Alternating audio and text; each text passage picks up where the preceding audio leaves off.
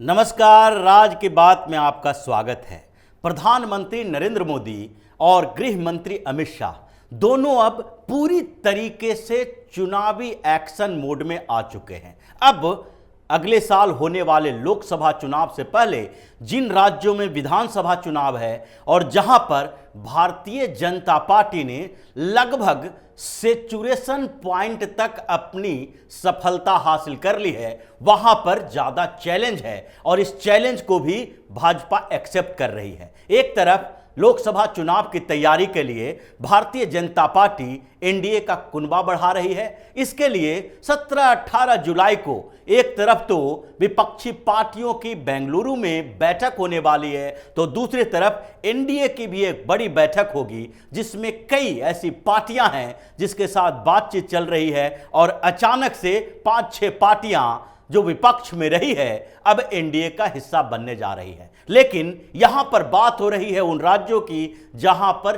चुनाव होने हैं नवंबर दिसंबर तक, छत्तीसगढ़, राजस्थान, मध्य प्रदेश, तेलंगाना। और इन राज्यों के में सबसे महत्वपूर्ण है मध्य प्रदेश और राजस्थान, क्योंकि इन दोनों जगहों पर भारतीय जनता पार्टी की मैक्सिमम जीत लोकसभा चुनाव में हुई थी और अब उसको बचाए रखना एक बड़ी चुनौती है। इसीलिए प्रधानमंत्री नरेंद्र मोदी ने पूरी जिम्मेदारी मध्य प्रदेश की केंद्रीय गृह मंत्री अमित शाह को सौंप दी है और अमित शाह इस बीच आज भोपाल जाने वाले हैं। रात भर बैठक चलेगी, 4 घंटे तक अमित शाह बैठक लेने वाले हैं और रात में ही वो फिर दिल्ली वापस आएंगे, क्योंकि दिल्ली में उन्हें उन बैठक की चर्चा प्रधानमंत्री नरेंद्र मोदी से भी करनी है कि अब मध्य प्रदेश के लिए हमारी स्ट्रेटजी क्या हो सकती है। क्योंकि मध्य प्रदेश में भारतीय जनता पार्टी की 2 बड़ी चुनौतियां हैं। एक चुनौती तो एंटी इनकम्बेंसी को लेकर है, क्योंकि मध्य प्रदेश में अभी भारतीय जनता पार्टी की सरकार है और शिवराज सिंह चौहान जो चीफ मिनिस्टर हैं वो 4 बार के चीफ मिनिस्टर हैं। अब लोग उनका चेहरा देख देख के थोड़ा ऊब से भी गए हैं। इसलिए तैयारी तो मध्य प्रदेश में सबसे पहले सीएम के चेहरे को लेकर है, क्योंकि यह भारतीय जनता पार्टी के शीर्ष नेतृत्व के बीच चर्चा हो चुकी है कि अब इस बार जो मध्य प्रदेश विधानसभा का चुनाव होगा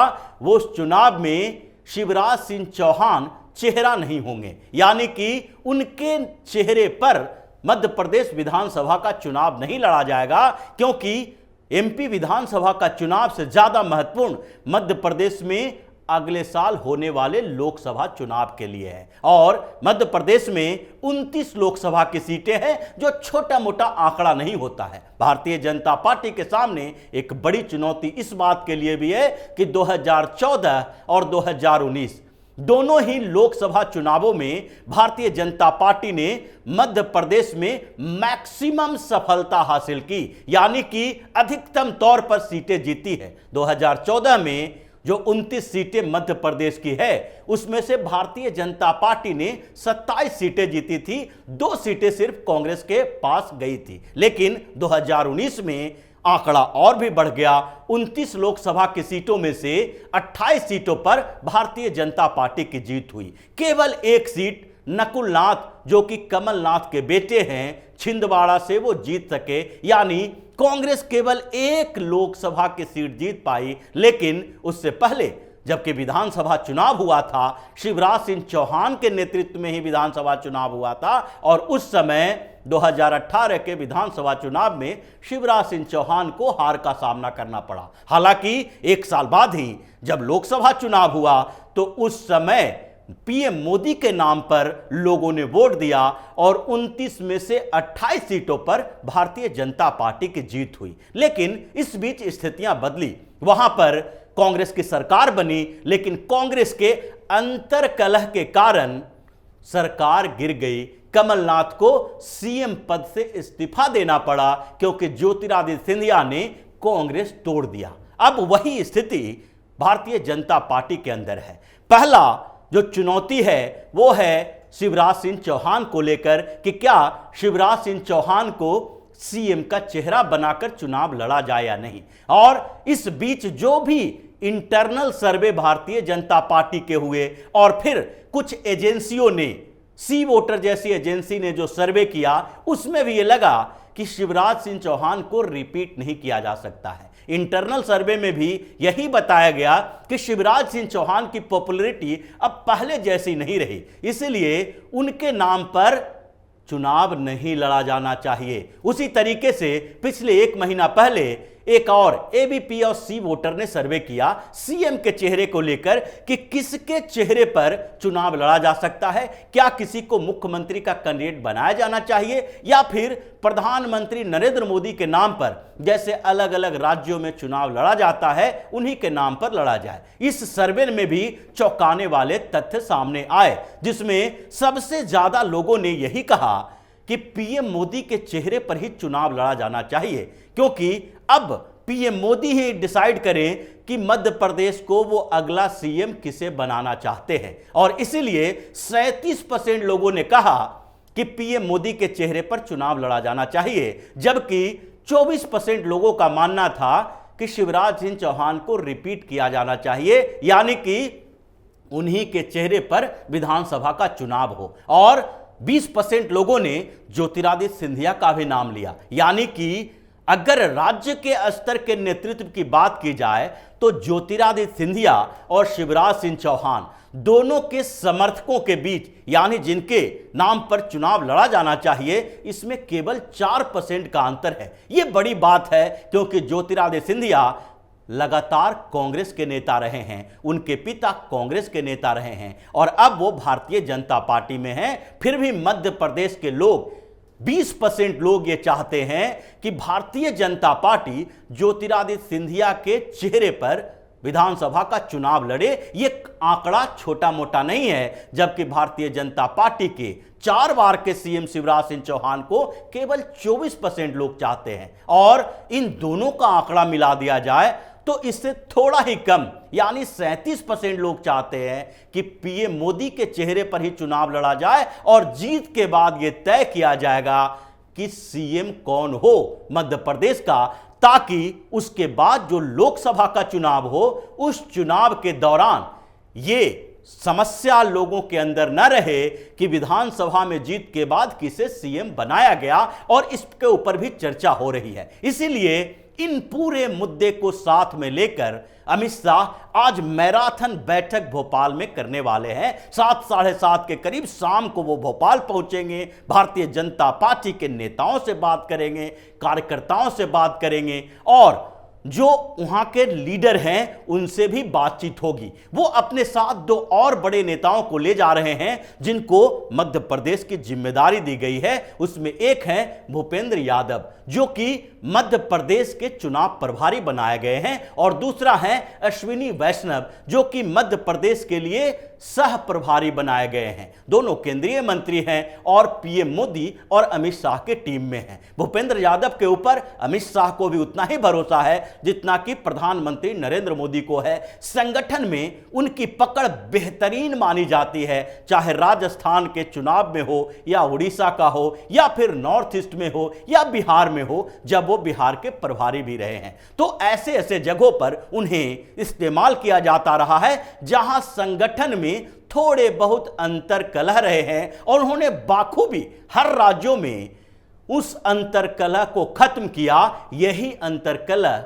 थोड़े बहुत भारतीय जनता पार्टी के अंदर मध्य प्रदेश में भी है। यह भाजपा की दूसरी चुनौती है। एक सीएम चेहरा, तो दूसरी चुनौती जो सबसे बड़ी है वो इस बात को लेकर है कि भारतीय जनता पार्टी जिन कांग्रेस के नेताओं को अपने साथ लाया ज्योतिरादित्य सिंधिया के साथ, उनके लिए भी अब मुश्किल पैदा हो रहा है टिकट बंटवारे को लेकर, टिकट देने को लेकर और उनको रोकने को लेकर, क्योंकि इस बीच जो कांग्रेस से भाजपा में आने वाले नेता थे उसमें से 4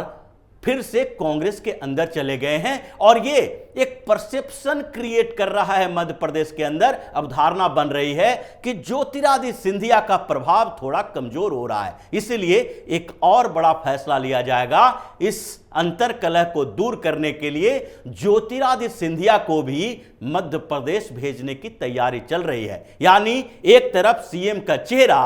अब शिवराज सिंह चौहान नहीं रहेंगे, ये लगभग तय माना जा रहा है। चौहान का पत्ता साफ हो गया है। तो दूसरे तरफ ज्योतिरादित्य सिंधिया को भी अब केंद्रीय मंत्री का पद छोड़कर संगठन में काम करने के लिए मध्य प्रदेश भेजने की तैयारी चल रही है कि आप अगले कुछ महीनों तक लगातार मध्य प्रदेश में रहें, अपने किले को मजबूत करें, जो लोग छोड़कर चले गए हैं उनको साथ लाने की कोशिश करें और ग्राउंड लेवल पर उन लोगों के खिलाफ काम करें जो आपका साथ छोड़ चुके हैं। और चूंकि आप लगातार कांग्रेस में रहे हैं, इसलिए आपकी एक और जिम्मेदारी है कि भारतीय जनता पार्टी के कार्यकर्ता, नेता, हमारे जो समर्थक हैं वो तो हमारे साथ रहेंगे, लेकिन फिर भी आपके आने से इतना फायदा होना चाहिए कि आपके जो समर्थक हैं कांग्रेस के अंदर, जो कांग्रेस में वोट करते थे, कांग्रेस के लिए वोट करते थे, उन लोगों को आपको मोटिवेट करना है,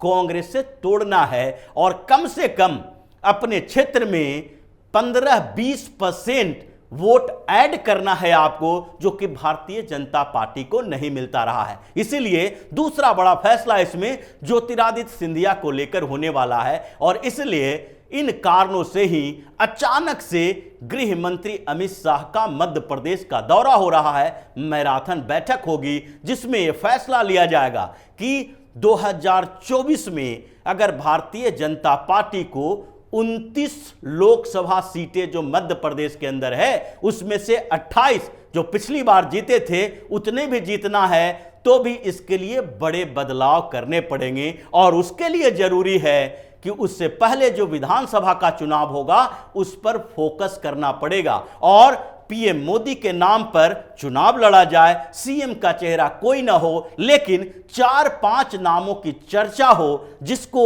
एक तरीके से संगठन में, पार्टी के अंदर और लोगों के बीच यह बताया जाए कि इसमें से कोई न कोई आपको सीएम के तौर पर अगली बार देखने को मिलेंगे। उसमें ज्योतिरादित्य सिंधिया का भी नाम है, उसमें नरोत्तम मिश्रा का भी नाम है, जो हिंदू फायर ब्रांड लीडर आजकल मध्य प्रदेश के माने जाते हैं। उनमें भूपेंद्र सिंह का भी नाम है, विश्वास सारंग का भी नाम है और उसमें कैलाश विजयवर्गीय का भी नाम है। इन लोगों के चेहरे का इस्तेमाल किया जाएगा कि इसमें से कोई भी आपको अगली बार सीएम के तौर पर दिखाई पड़ सकते हैं। इन नामों की चर्चा भी हो रही है कि हर जगह जिन क्षेत्रों में इन लोगों का बेहतरीन तरीके से वर्चस्व है, जिन जगहों पर इनको अच्छी पहचान है, आधार है, उन जगहों पर कम से कम यह तय किया जाए कि ये लोग जो हैं वो सीएम के दौड़ में शामिल हैं। अगर आप लोग अपने नेता को सीएम देखना चाहते हैं तो आपको मजबूती से भारतीय जनता पार्टी को उन क्षेत्रों में बेहतर प्रदर्शन के लिए काम करना पड़ेगा और इसलिए इन 5 नामों की चर्चा जोर शोर से है कि इनका नाम आगे बढ़ाया जाएगा। लेकिन शिवराज सिंह चौहान का पत्ता साफ हो चुका है, अब वो आगे सीएम नहीं बन पाएंगे और इसलिए इलेक्शन मोड में, जो पूरी तरीके से एक्शन मोड में पीएम मोदी और शाह आ चुके हैं, ये भी संकेत दे रहा है कि मध्य प्रदेश में जो अंतर्कलह हो रही है भारतीय जनता पार्टी के अंदर, उसको खत्म करने का 2 उपाय भी है और उसमें भूपेंद्र यादव का इस्तेमाल भी किया जाएगा और दूसरी तरफ जो टिकट बंटवारा है वो भी केंद्रीय नेतृत्व, केंद्रीय टीम तय करेगी। उसमें सलाहकारी भूमिका में राज्य के नेता रहेंगे ताकि आपस में गुटबाजी को खत्म किया जाए कि आपके कहने पर या किसी और के कहने पर हमने किसी विधानसभा के लिए किसी को टिकट नहीं दिया है। यानी मध्य प्रदेश पर फोकस तेज हो गया है, शिवराज सिंह चौहान का पत्ता साफ हो गया है और अगले कुछ समय में ही कुछ विस्फोटक खबरें मध्य प्रदेश से आने वाली है, जिससे अब चुनाव में माहौल जो तैयार किया जा रहा था मध्य प्रदेश में कमलनाथ और दिग्विजय सिंह के माध्यम से, वो भी बदलने वाला है। अमित शाह पहुंचने वाले हैं और फिर प्रधानमंत्री नरेंद्र मोदी का लगातार दौरा होगा, जो कि पिछली बार वो भोपाल से एक बड़ा मुद्दा लेकर आए थे यूसीसी का, और इस बार जब जाएंगे तो और बड़े बड़े मुद्दे लाएंगे, जहां से भारतीय जनता पार्टी को 29 में से कम से कम 28 सीटें चाहिए और संभावना इस बात की है कि 29 की 29 सीटें भी मिल जाए तो कोई बड़ी बात नहीं हो सकती है। तो इसी तरह की खबरों के साथ फिर से हाजिर होंगे, तब तक के लिए बने रहिए हमारे साथ और देते रहिए हमें सहयोग, ताकि इसी तरह की खबर हम आपके लिए लाते रहें। धन्यवाद।